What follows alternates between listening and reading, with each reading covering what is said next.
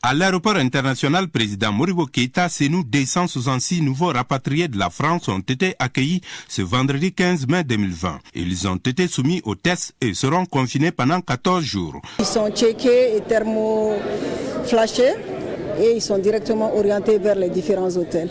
Et arrivé au niveau des hôtels, il y a une équipe de santé qui sera là-bas pendant tout le séjour et qui les verront matin et soir pour s'enquérir de leur état de santé.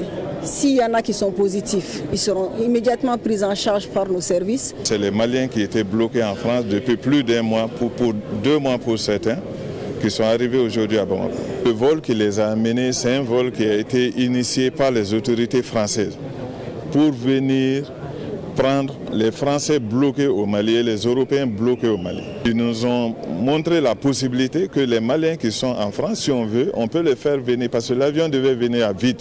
Toutes les dépenses qui suivent, qui concernent la mise en œuvre du protocole sanitaire pour sécuriser et les passagers qui viennent d'arriver et les populations maliennes, sont prises en charge par l'État.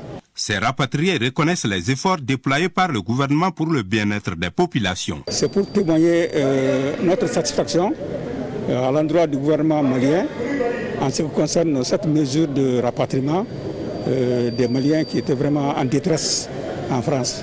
Le ministre des Maliens de l'extérieur, Amadou Koïta, a exprimé aux rapatriés le soutien du gouvernement malien. Du 12 avril à nos jours, nous avons rapatrié 977 de nos compatriotes d'Asie, d'Afrique et d'Europe.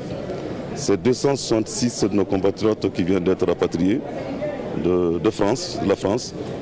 Cela prouve encore l'excellence des relations entre nos deux pays. Nous allons tout faire pour que partout où nos compatriotes sont, de les rapatrier et également venir en appui ceux qui sont en détresse. Le ministère des Maliens de l'extérieur a reçu 6 milliards pour l'aide et le rapatriement. Il s'emploie à la mise en œuvre correcte du plan présidentiel de riposte et de solidarité contre le coronavirus.